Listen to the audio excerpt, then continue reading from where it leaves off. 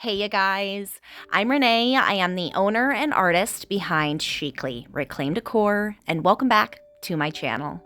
Today, I'm going to be taking you through the process of how I used joint compound to create an amazing base layer of texture, as well as sharing my painting tips and tricks so you can easily achieve this high-end texture pottery style look. So if that sounds like something you'd be interested in learning, stick around because that's what I will be going over today. But before we begin, please don't forget to like, subscribe, and hit that notification bell so you can be notified when I upload new tutorials. Today, I'm going to be sharing with you how I transformed this piece of glass. This is actually a salvaged cover from an overhead light fixture that we replaced in our own home, but you can apply this technique to a variety of items, including other small home decor, including glass and furniture.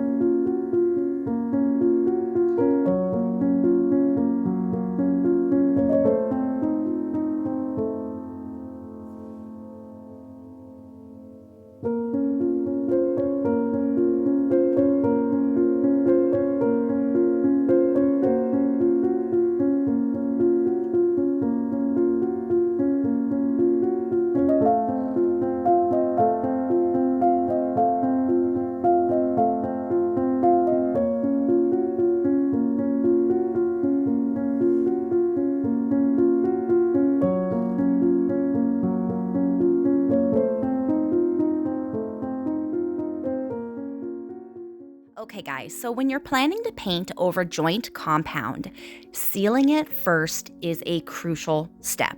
Joint compound is water soluble, meaning it will reactivate with moisture. Now without sealing, it may absorb any water-based paint that you add over top, causing an uneven finish and the texture to chip. To avoid this altogether, I like to add 2 coats of a paint primer to seal it, and this is also going to provide a strong moisture barrier. For this project, I'm going to be using Basil by Couture Paint in their chalk style line, and I also have created a secondary color using Basil, tinted with just a bit of candlelight to lighten it up a bit. For this piece, I'm just doing a simple two-toned dirty blend. And now, if you've watched my channel for any amount of time, you know that I call a dirty blend a blend that does not need to be perfect. Here, I'm just trying to create some dimension with these 2 different colors. And here I am using the straight basil color. I'm laying that down, and I'm just using a gentle tapping motion to blend it into that lighter variation that we just added. Keep in mind here that you do not need to use 2 different greens. You could definitely get away with just using 1 shade. And I also want to mention that these colors are just what I used. Please feel free to have creative freedom and use whatever colors or products that you prefer. Now for this project, I'm going to be creating my own heavily pigmented metallic paint using these mica powders by Couture Paint. And you can completely skip this step if you have yourself already a metallic paint of your choice. But when I went to go do this project, I did not have a gold paint, so I had to create one.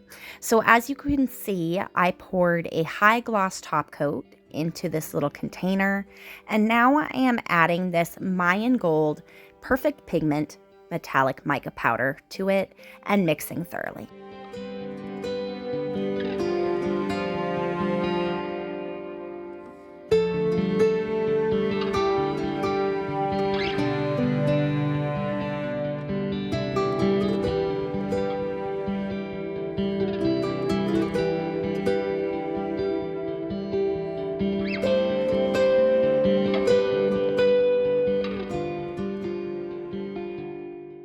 Dry brushing is such an amazing technique and one that I personally utilize constantly. You have such a small amount of paint on your brush, and you can build up the color by adding layer upon layer for an absolutely stunning result, as you can see here.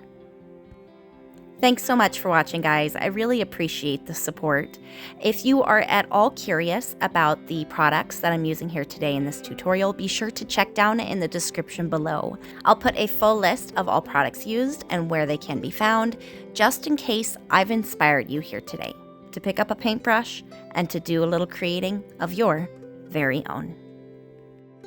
Okay guys, and here is your up-close look at the finished piece that we created using joint compound for that base layer of texture and a variety of hand painting techniques to create this unique and beautiful piece of home decor.